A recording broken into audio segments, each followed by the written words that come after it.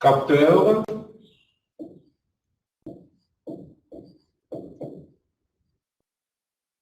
à jauge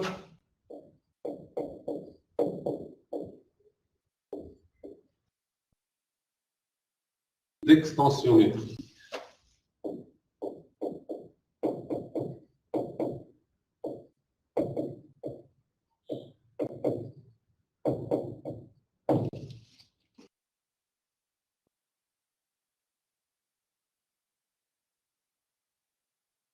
Alors, ce capteur-là,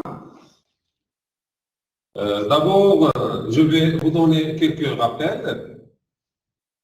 Premièrement, on va avoir un fil cylindrique, comme ça.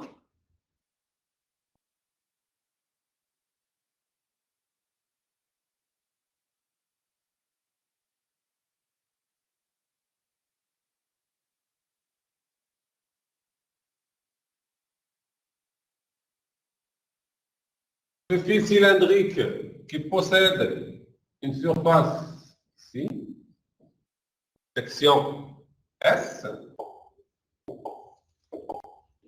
la surface ici c'est S, qui est égale à 10 à la puissance moins 2 millimètres carrés. Elle a une longueur L.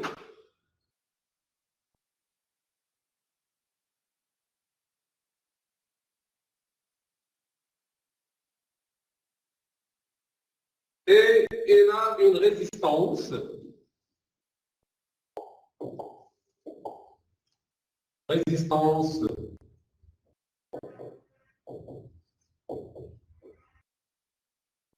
au repos.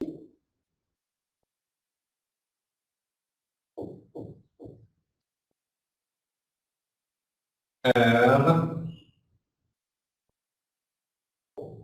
est égal à 10 ohms.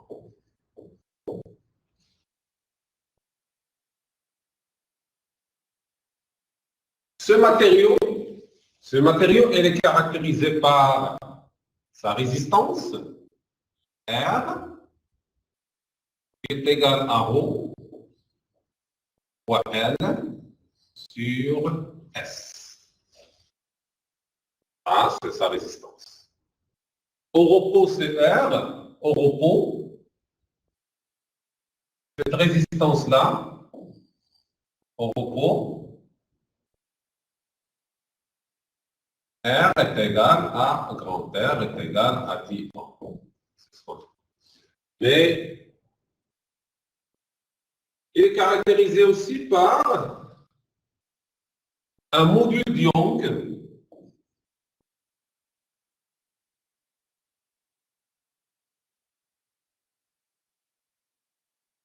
qu'on appelle E et qui est égal à 1,6 10 à la puissance 11 newton par mètre carré. Il est caractérisé aussi par ce qu'on appelle coefficient de Poisson.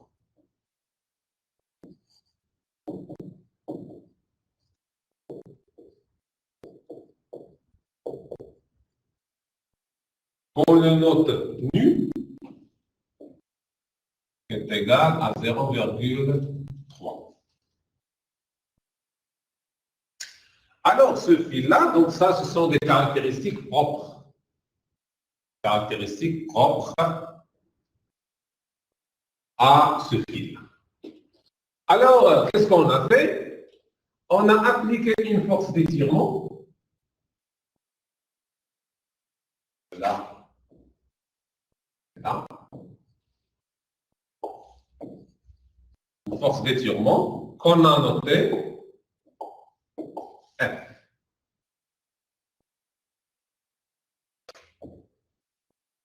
On a essayé d'étirer le fil.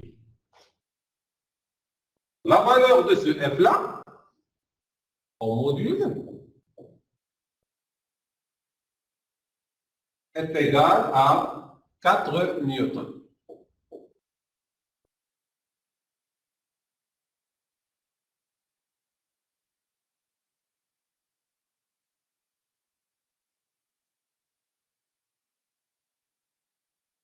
Il y a une loi qu'on appelle la loi de Hooke.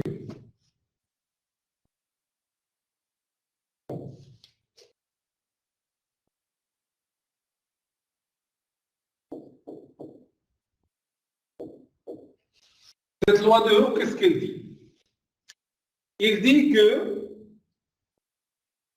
lorsqu'on exerce une force sur un fil, il va changer de longueur et la variation relative de L, elle est proportionnelle à la force appliquée ou bien à la contrainte appliquée. Le coefficient de proportionnalité, c'est quoi? C'est 1 sur E. Je multiplie la contrainte sigma. C'est quoi la contrainte sigma?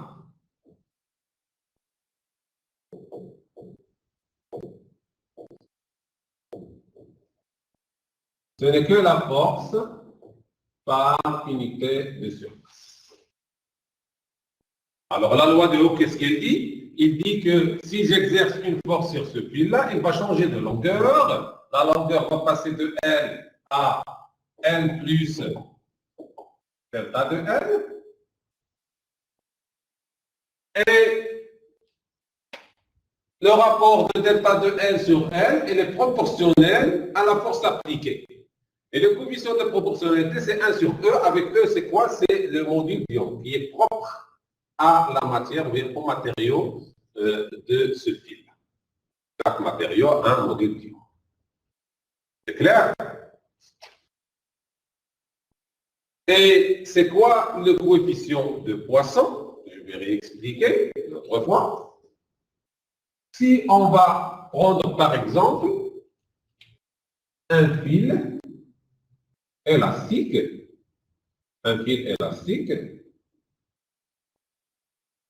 voilà.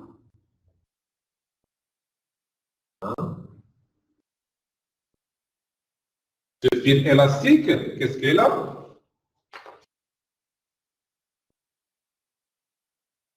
Elle a une surface caractérisée par un rayon rho. Bien, c'est pas rho, je vais le noter autrement. Rayon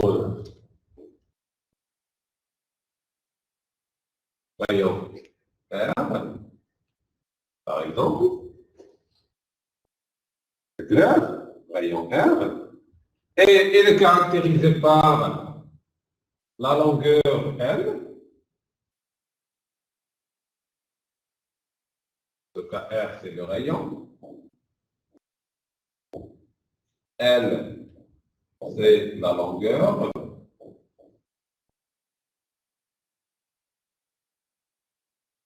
Alors, je vais constater que si j'exerce une force d'étirement, je vais constater que ce fil-là élastique va être étiré. Il va changer de longueur.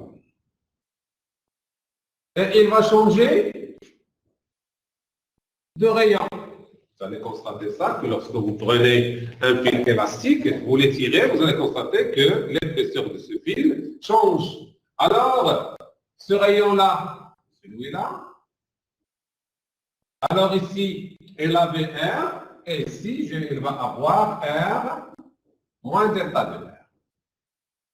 Ici, j'ai L, la longueur L, et de l'autre côté, qu'est-ce que je vais avoir? L plus delta de R. Alors, le coefficient de Poisson, où est-ce qu'il intervient? Qu'est-ce qu'il dit? Il dit que ce delta de R sur R, c'est-à-dire la variation de ce rayon, c'est pas résistance, hein, rayon, Alors, comment je vais le noter, rayon pour ne pas confondre avec la résistance, je vais le noter. RY, la variation du rayon, voilà, j'ai noté ici rayon, elle est proportionnelle à delta de L sur L. Le coefficient de proportionnalité, c'est quoi? C'est le nu. C'est le coefficient de Poisson. Et pourquoi le moins? Parce que le moins, il vous dit que lorsque le rayon diminue, le L augmente. Vous allez constater ici. Alors ça, là où intervient le modèle du le coefficient de Poisson. C'est clair? Alors, rayon, je vais le noter, rayon R1. C'est mieux. Comme ça, on peut éviter la confusion avec. Alors, je vais noter ça, c'est R1. Voilà. Et ici, R1. Delta de R1. C'est bon? Rayon. La même chose ici. C'est R1, delta de R1. Et sur R1. C'est clair? Alors, le rayon, comme vous le voyez, le module de Young, elle intervient, ou le module de Poisson, le coefficient de Poisson, elle intervient dans cette expression. Ça, c'est celle, la loi de Hooke. Alors, tout cela, ça rentre dans le domaine de résistance des matériaux. Donc ça, ce n'est qu'une idée générale sur les résistances des matériaux. Alors, je vais réexpliquer une autre fois. Pour ce capteur-là, on va d'abord faire l'étude d'un fil. Un fil, voilà, de forme cylindrique, qui possède une surface S et une longueur L. Ce fil-là, il va être soumis à des forces, bien une contrainte, c'est-à-dire des forces d'étirement, de là à là. La force d'étirement ici, est égale à 4 newtons. Alors, ce fil-là, avant d'appliquer cette force-là, on a constaté que ce fil-là, il possède une résistance qui est égale à R, grand F, qui est égale à 10 ohms. Évidemment, le matériau a sa résistance, la formule de résistance générale de ce matériau, c'est R est égal à ρ fois L sur S. Et lorsqu'on a exercé cette force-là, évidemment, le R va changer parce que le L va changer. Alors, le module Young, c'est un paramètre qui est propre au matériau, il est donné sous cette forme. La même chose pour le coefficient de Poisson, c'est une valeur qui est propre à ce matériau qui est noté nu. Alors, la loi de Hooke, qu'est-ce qu'elle dit? La loi de Hooke dit, dans le domaine de résistance des matériaux, il dit que lorsqu'on a un fil soumis à une force d'étirement, il va changer de longueur. Donc, sa longueur passe de L à M plus delta de L. Alors, la variation relative de cette longueur-là, elle est proportionnée à la force appliquée. Ou bien, il parle, lui, de la contrainte. Et c'est quoi la contrainte? La contrainte, elle est là, c'est la force sur la surface. C'est-à-dire cette force appliquée sur la surface. Et le coefficient de proportionnalité, c'est 1 sur E. Avec E, c'est le module de U. Alors, ça, c'est la loi de Hooke. Alors, pour voir, c'est là où apparaît le module d'ion. Pour voir où l'apparition de coefficient de Poisson, c'est on prend ce fil-là, sous l'effet de force d'étirement, il va changer de rayon, parce qu'au début, son rayon il était R1, mais lorsque je vais étirer, il va changer de longueur, comme il va changer de rayon. Et qu'est-ce qu'on a constaté? On a constaté que le rayon, j'ai constaté que la variation de rayon, le rayon il passe de R à R moins delta de R1, et la variation relative de ce rayon-là, elle est proportionnelle à la variation relative de la longueur. Le coefficient de proportionnalité, c'est nul. Pourquoi on a mis le moins? Parce que le rayon, lorsque le rayon diminue, la longueur augmente. C'est pour cela qu'on a mis le signe. Voilà. En ce cas, j'ai donné toutes les notions nécessaires pour entamer cet exercice. Alors, la première question.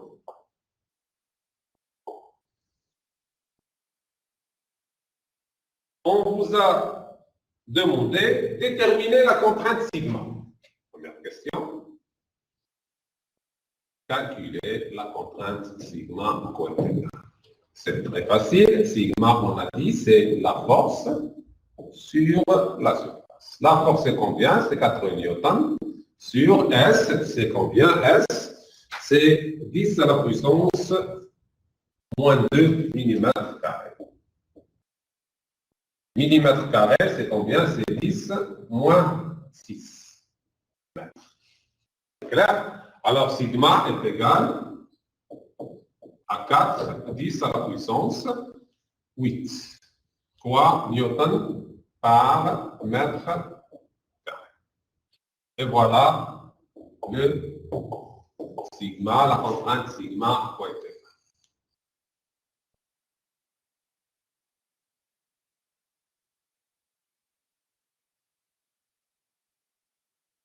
Évidemment, je vais revenir sur la question précédente, ou bien sur le diapo précédent. On sait très bien que les corps, lorsqu'on étire des corps comme ça, on voit très bien que chaque corps a un domaine d'élasticité. C'est-à-dire, si on dépasse une certaine force, le corps va se diviser en deux. C'est-à-dire, on a dépassé le domaine d'élasticité de ce corps-là.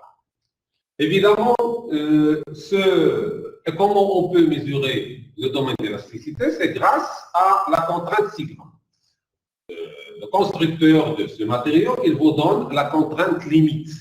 C'est quoi la contrainte limite? C'est-à-dire, la contrainte limite, c'est sigma L. La contrainte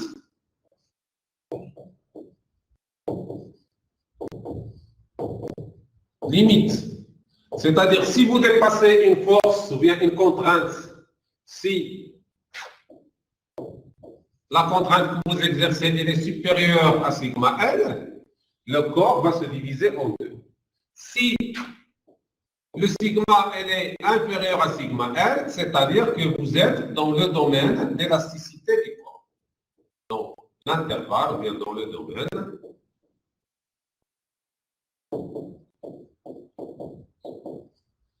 d'élasticité du matériau, bien du corps.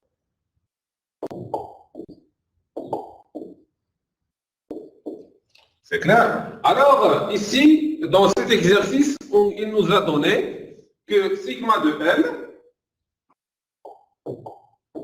dans cet exercice, on a sigma de L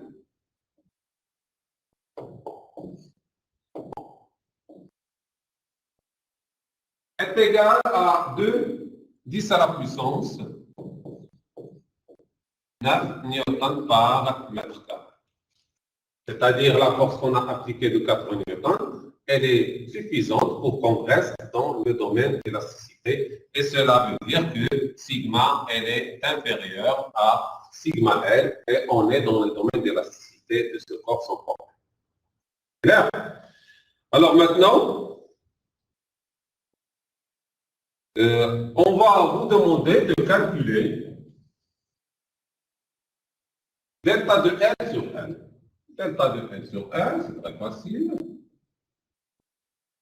Delta de L sur L est égal, on a dit, à 1 sur E fois sigma. C'est la loi de Hooke. Or, sigma, c'est 4E.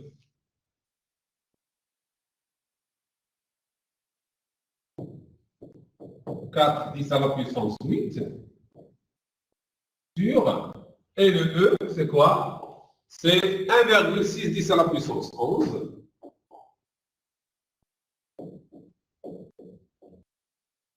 Et finalement, delta de L sur L est égal à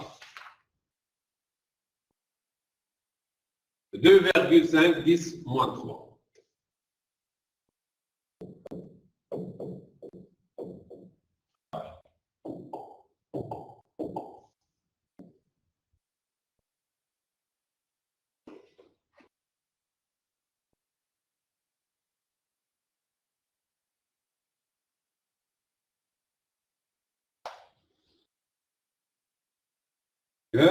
Maintenant, qu'est-ce qu'on a fait?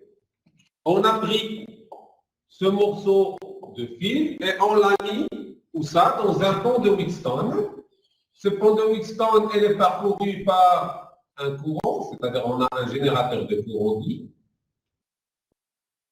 Et on a mis ici R. Et de l'autre côté, on a mis le fil. Voilà.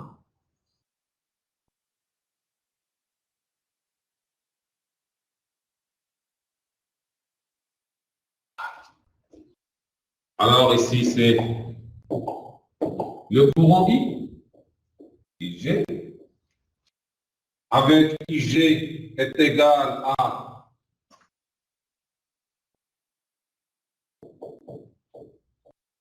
10 milliampères.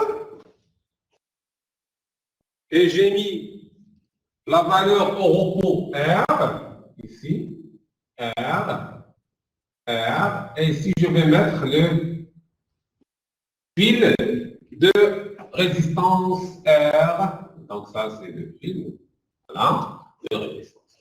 Qu'est-ce qu'on vous demande de faire maintenant? De trouver V de mesure.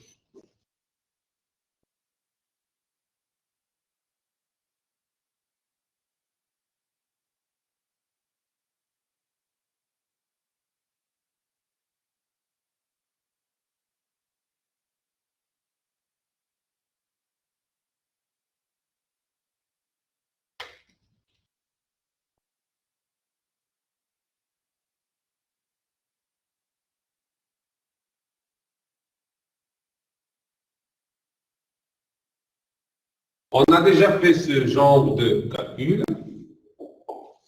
V de mesure est égal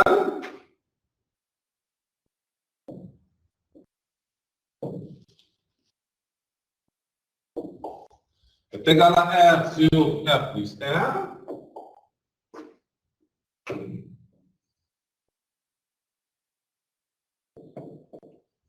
moins 1,5 que multiplier la tension. La tension ici, c'est V.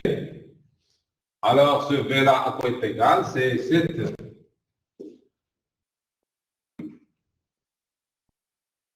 l'impédance équivalente fois IG. L'impédance équivalente, c'est R plus R plus R fois R plus R sur, là, c'est R plus R.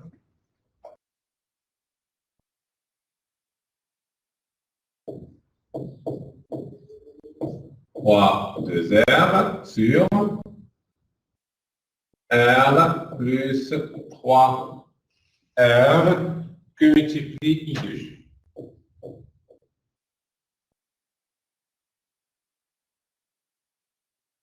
Et celle-ci, ça va être égal à R moins R sur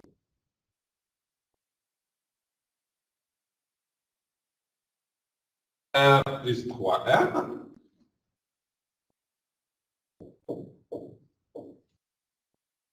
qui multiplie R, I, G.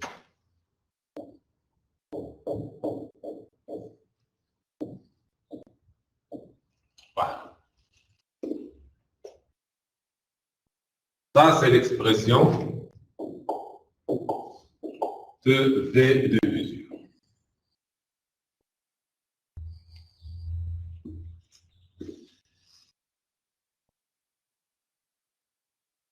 L'autre question, on vous demande d'établir l'expression.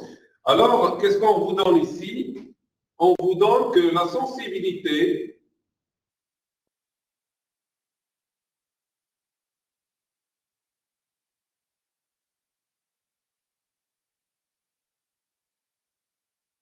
on vous a dit que V de mesure est égal à 0,13 milli.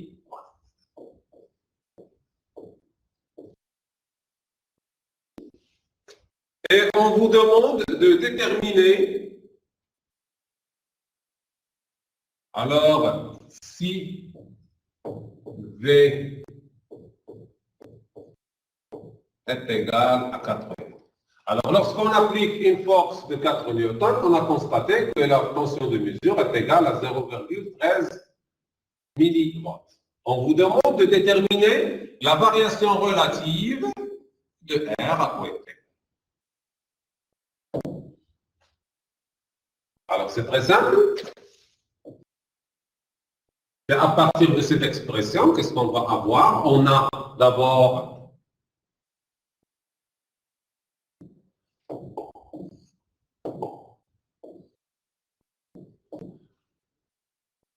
la résistance du fil R est égale à la résistance du fil au repos plus delta de R, c'est-à-dire lorsqu'on va appliquer la force F, le R va changer. Au repos, elle était R, mais lorsqu'on a appliqué le F, la force F, elle va avoir R plus delta de R. Et ce qui va nous donner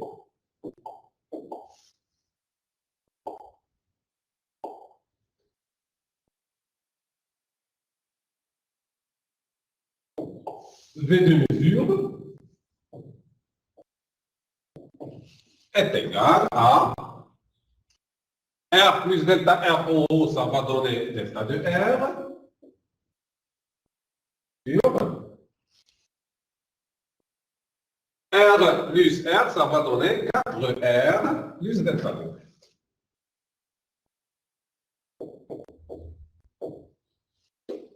Que multiplie R I. Donc ça, c'est l'expression finale, évidemment, puisqu'on a R est égal à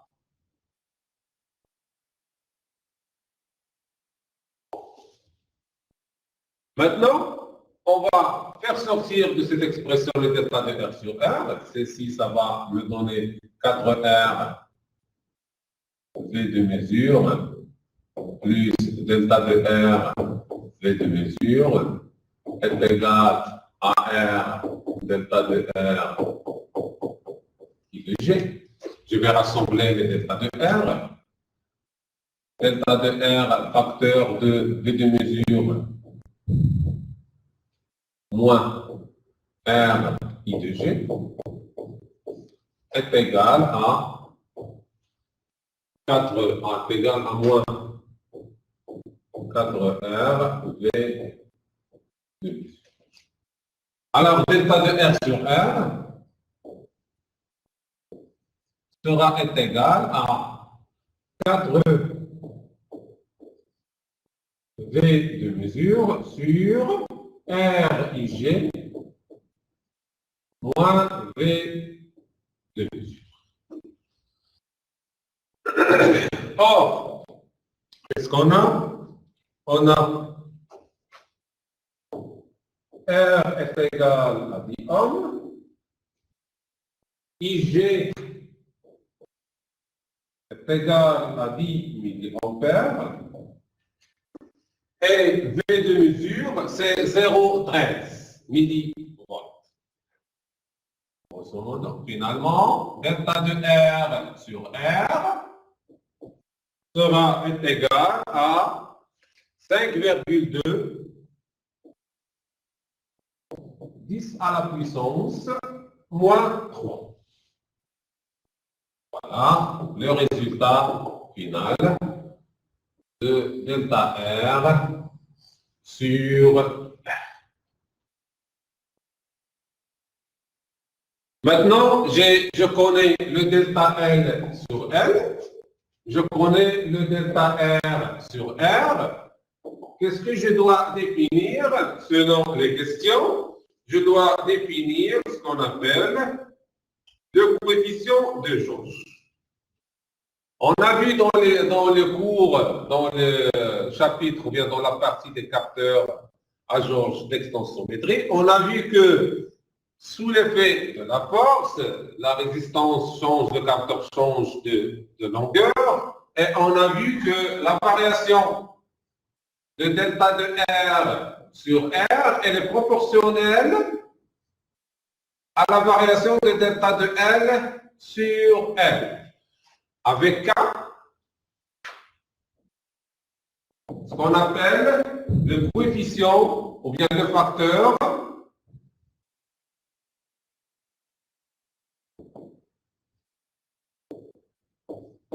de jauge. Alors après les résultats qu'on a déjà vus, vous trouvez, on a le K est égal à delta de R sur delta de N sur N. Lorsqu'on va remplacer, avec delta de R sur R est égal à 5,2 à la puissance moins 3.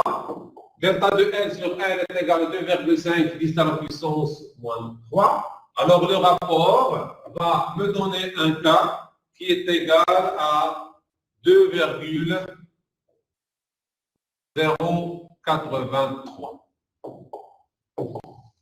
Donc ça, c'est le facteur de jauge relative au fil qu'on va utiliser comme capteur à jauge.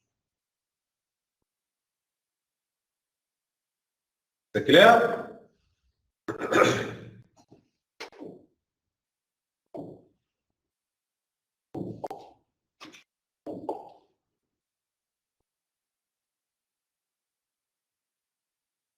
Il y a des questions. C'est clair jusque-là? Est-ce qu'il y a des questions, s'il vous plaît?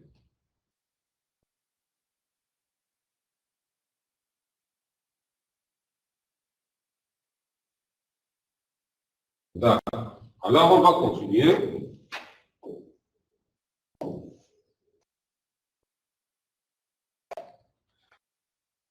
Alors, qu'est-ce qu'on a déjà vu dans le cours? On a vu que le capteur à jauge n'existe pas sous forme d'un seul fil.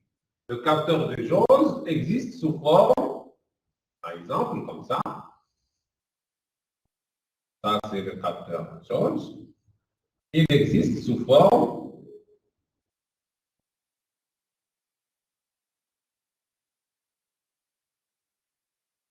de plusieurs fils.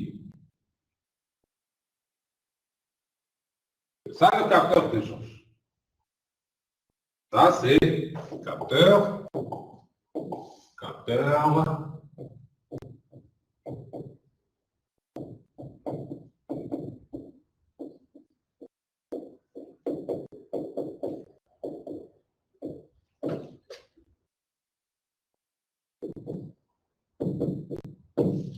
Alors nous, qu'est-ce qu'on a fait jusque maintenant? On a seulement fait l'étude d'un seul fil. Mais en réalité, on doit faire l'étude de tout le capteur. C'est-à-dire, on a n fils, comme l'énoncé le dit. Qu'est-ce qu'on a? On a n fils. On a des fils longitudinaux. Alors ça, ce sont les fils longitudinaux. Voilà, ça, c'est ça. Fils.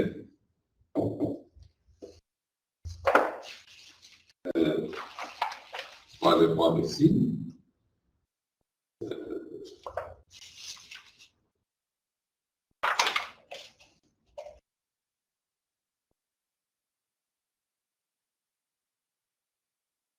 Ou bien les brins, on va les appeler selon l'exercice, comme on les appelait, les brins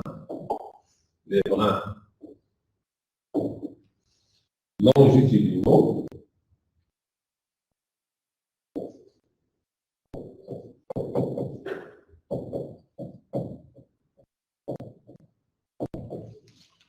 Et on a aussi ces brins-là qui se trouvent ici, et là, là, et là. Alors là, ce n'est pas rond, mais ce sont des brins qu'on les appelle les brins transversaux.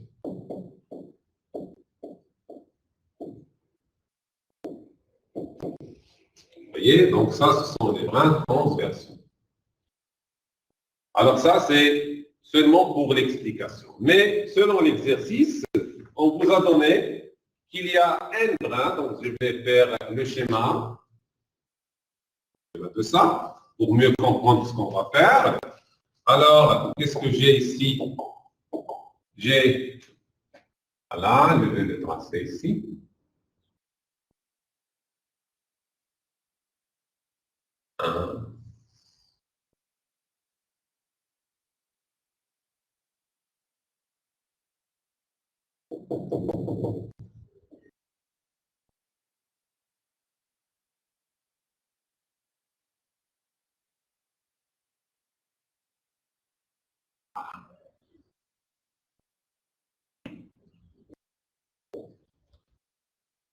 Alors là, ce sont les brins. Hein, comme ça, comme ça.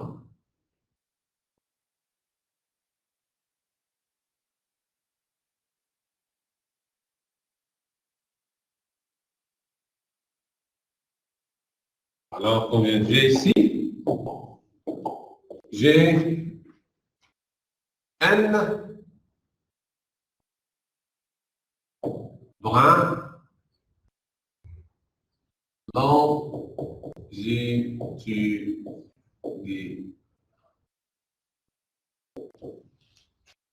Et là, ça c'est quoi? Ça, ce sont les brins transversaux.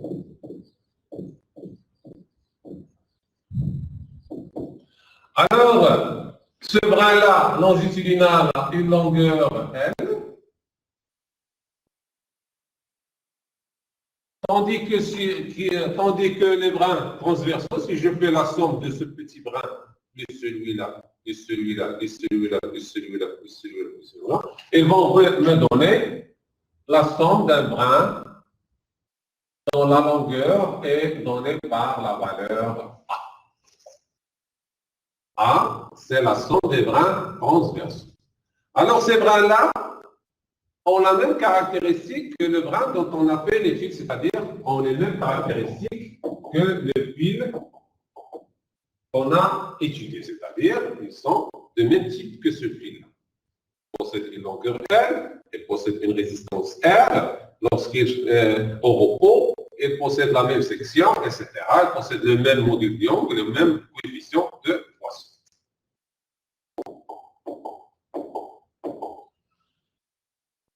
Donc ça, c'est le capteur. Ça, c'est mon capteur à jauge.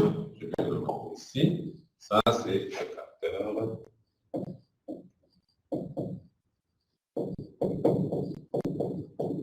à jauge. Sa caractéristique, c'est quoi? Chaque fil de longueur L a une résistance. Chaque fil de longueur L, ou bien chaque brin de longueur L a une résistance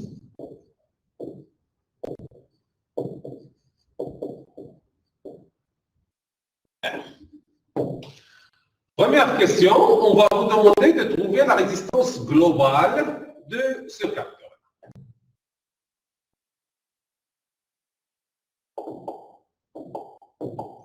Alors, la résistance globale de ce capteur-là, RT,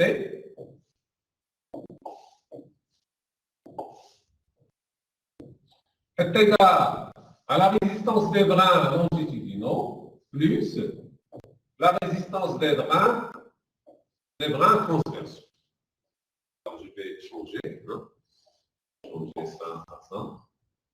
Donc, total, je vais la mettre avec grand T. Et transversaux, je vais la mettre avec petit T. Clair?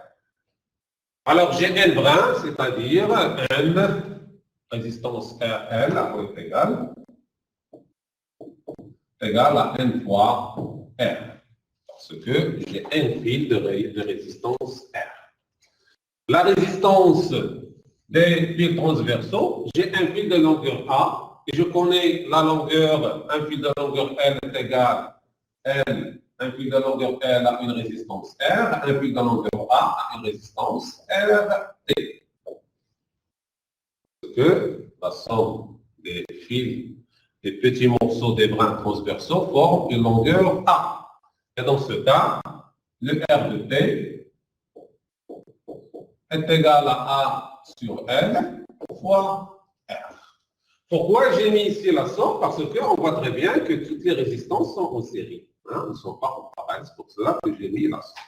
Alors finalement, qu'est-ce que je peux dire? Que la résistance totale est égale à R, facteur de quoi? De N plus A sur R.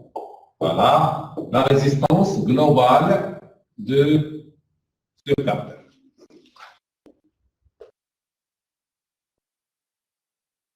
C'est bon?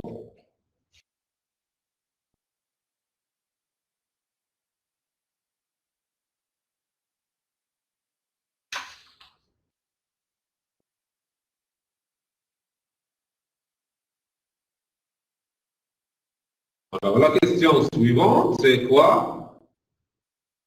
Les expressions. La jauge est parfaitement collée. Alors maintenant, on va procéder à un autre type. Qu'est-ce qu'on va faire? On va prendre ce capteur-là. Qu'est-ce qu'on a dit pour les capteurs à jauge? Toujours, lorsqu'on a un corps qui va subir la déformation, on prend le capteur et on le colle sur ce corps-là. Donc, alors on a, comme l'exercice le dit, on a une barre cylindrique. Donc, je vais tracer la barre. J'ai une barre cylindrique, voilà. La barre, elle est là. Voilà.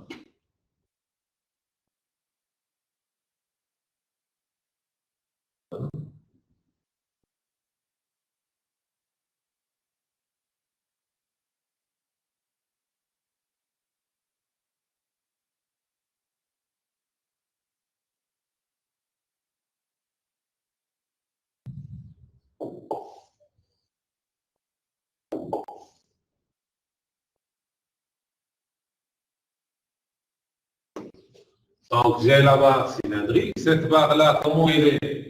Elle a une longueur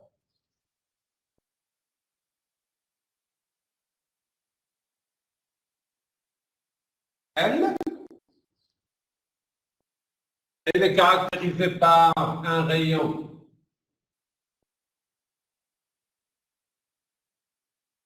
rond.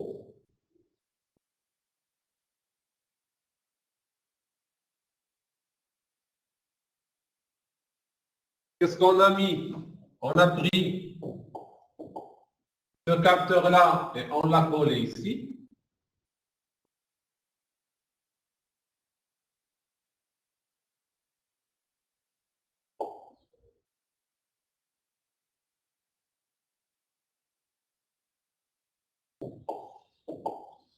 Hein?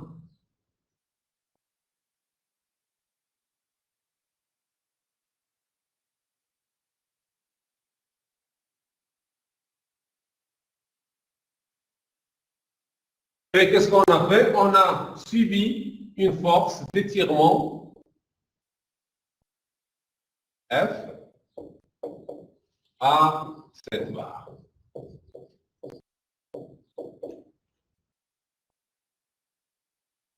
Alors, dans ce cas, que se passe-t-il à la barre? Elle va changer de longueur. Elle va passer à L plus delta L. Et le rho passe de rho à moins delta de rho. Et en plus de ça,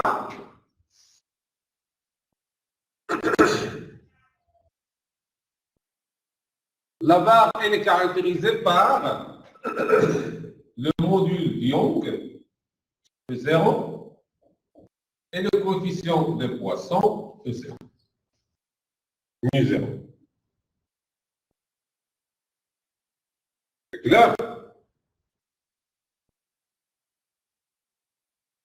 Alors, je vais donner une explication pourquoi j'ai collé le capteur sur la barre, comme j'ai dit dans les cours, parce que le capteur va subir la variation delta de N sur N, qui sera égale à la variation de corps qui va subir la déformation delta L sur N.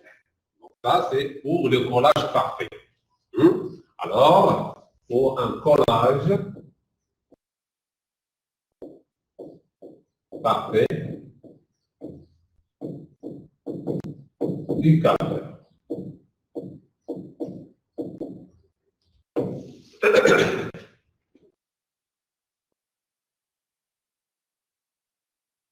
Maintenant, qu'est-ce qu'on va chercher? On va chercher à prouver. La question qui suit, c'est déterminer les variations relatives de R de L, de R de T, etc. Dans ce cas, qu'est-ce qu'on va chercher? À déterminer delta de R de L sur R de L, delta de R de T sur R de T, et delta de R total sur R total. Alors, on va commencer par la première. Delta de R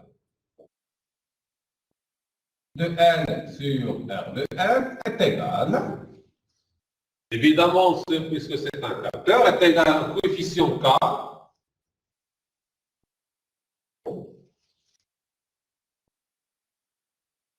que multiplie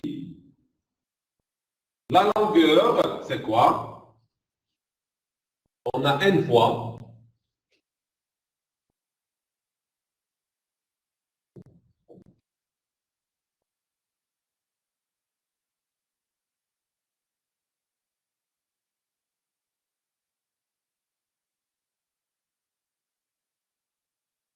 delta de N sur N. Lorsqu'on va simplifier, ceci est égal à K, delta de L sur L, qui est égal à K fois delta de grand L sur grand L. Voilà, j'ai trouvé la première.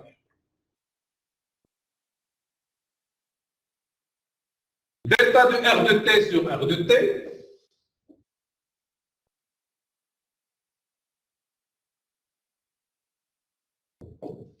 sera égal à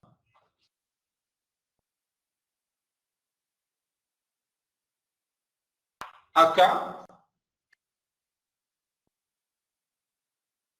qui multiplie la longueur de fil. Alors, ces longueurs-là, ce sont les brins qui vont suivre, c'est-à-dire qui possèdent une longueur A, ici.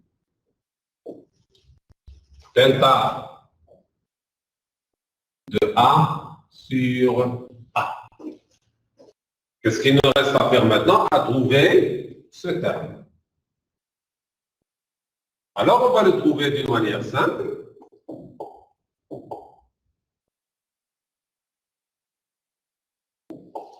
On a ce delta de A, lorsque je vais le projeter ici.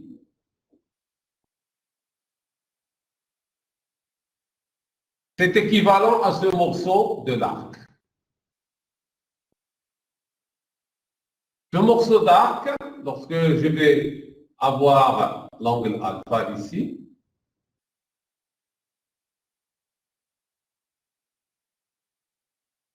ce morceau d'arc, à quoi est égal? C'est égal à alpha, le A est égal à alpha, l'angle alpha fois ρ, c'est-à-dire le rayon. En réalité, ça c'est au repos. Alors, le delta de A, lorsque la force arrive, le alpha ne va pas changer. Qu'est-ce qu'il change? Il change le ρ, est égal à alpha fois delta de ρ. Alors, cela, qu'est-ce qu'il va nous donner? Delta de A sur A est égal à delta de ρ sur ρ. Et ici, je vais avoir, ceci est égal à K fois delta de ρ sur ρ. Et qu'est-ce qu'il dit le coefficient de Poisson? pour intervenir. Or, qu'est-ce qu'on a? On a dit que lorsqu'on va étirer un corps, le delta de rayon de ce corps-là sur RA, donc ça c'est pour rappel, est égal à moins nu fois delta de L sur L. C'est ce qu'on a dit dans l'énoncé. Alors, si on va appliquer ça à la résistance R de T qui est égale à K fois delta de ρ sur ρ, celle-ci va être égale à K fois nu 0 avec un signe moins delta de L sur L. Et finalement, R de T sera égal à moins K nu 0 delta de L sur L.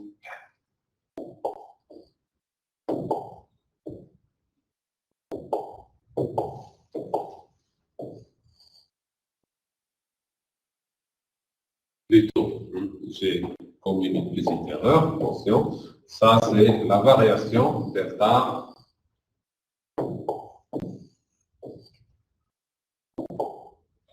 de R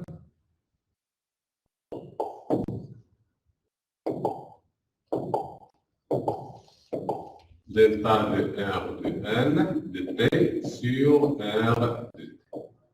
Delta de R de T sur R de T est égal à cette expression. Ah. Maintenant, on doit chercher la variation delta de R total sur R total. Celle-ci est égale à delta de R de T, de R de N plus delta de R de T sur R total. C'est ça. Et elle va être égale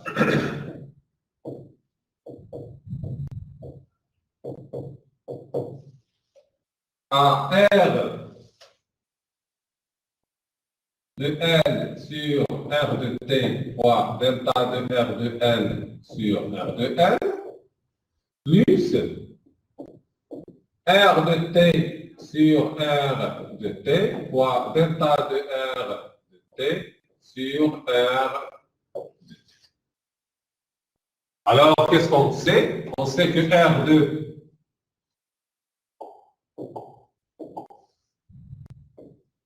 R de L est égal à N fois R. R de T est égal à A sur L fois R. Et R de T global est égal à R facteur de N plus A sur L. Delta de R de T, delta de R de N sur R de N est égal à K fois combien? On a trouvé K fois delta de N sur N. Et delta de R de T sur R de T est égal à moins K nu 0 delta de N sur T. C'est ça, je dois remplacer.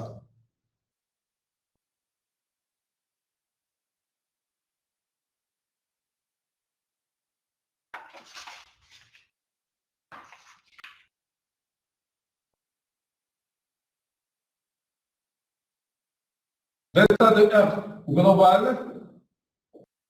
sur R de T sera égal à R de N sur celle-ci, ça va me donner N sur N plus A sur N, que multiplie K delta de N sur N plus Delta de R de T sur R, ça va donner A sur L sur N plus A sur L, que multiplie avec un signe moins K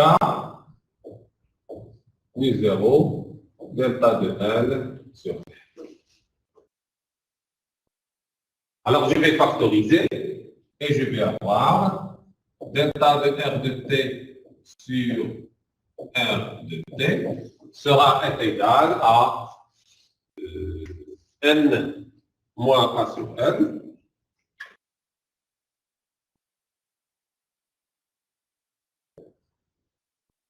du 0 sur N plus A sur L que multiplie K que multiplie delta de L sur L.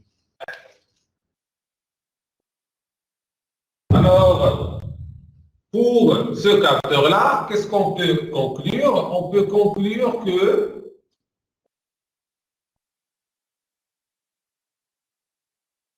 ce terme-là,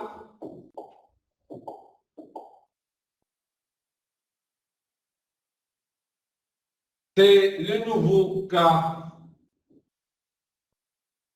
J, ou bien K total, fois delta de L sur L. Ce terme-là, c'est un terme, on voit très bien que le K ici, normalement, on a tenu compte de ces brins transversaux. Si on ne tient pas compte de ces brins transversaux, on va avoir le A est nul, c'est-à-dire on va tenir compte de ces petits brins. Et lorsque le A est nul, qu'est-ce qu'on va avoir? Imaginez que le A est nul, égal à 0. Je vais avoir n sur n, je vais avoir le cas T, ce n'est que le cas global T qu'on a trouvé s'approche du cas qu'on a calculé du phi. C'est clair? Alors là, qu'est-ce que je peux déduire? Il faut, après avoir tenu compte des brins transversaux ici, on a eu un facteur de jauge qui est différent. Mais si on n'a pas tenu compte de ces brins-là, on va tomber dans le premier cas, c'est-à-dire le facteur de jauge ne va pas changer. Mais en réalité, ce facteur de jauge qui doit changer, alors là, c'est une petite rectification, ou bien correction. Lorsqu'on va travailler avec un capteur à jauge, on ne va pas travailler avec un seul fil, mais il faut tenir compte, selon le constructeur, c'est lui qui va vous donner le nombre de fils de brins transversaux qu'il y a là-dedans et le nombre ou bien la distance des brins transversaux qui existent, le petit a, dans vos calculs pour que vous tenez compte de K, c'est-à-dire ce facteur de jauge qui n'est plus petit K, mais c'est un grand K qui dépend de A et de nombre de brins. C'est clair?